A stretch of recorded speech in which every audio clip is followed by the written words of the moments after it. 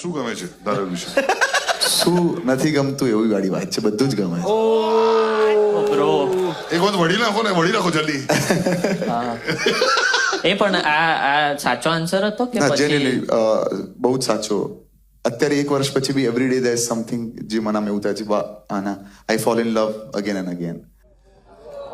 And not just એવું નહીં. હા, અને બધી મારી સ્ત્રીઓને અહીંયા છે ને પોતાના પાર્ટનરને આમ કુણી વાળી છો આ પ્રેમ છો તું. પેલા પુરુષ અને બી બધી પ્રેમ આમ મારશે કુણી. 1 વર્ષ જ થયું છે હજુ, 4 વર્ષ થવા દે પછી. આવું બહુ બધા લોકોએ કીધું છે, પણ મને પુરુષ તો અકળાતા છે. અમે તો 1993 માં ડિસાઇડેબલ નહોતા.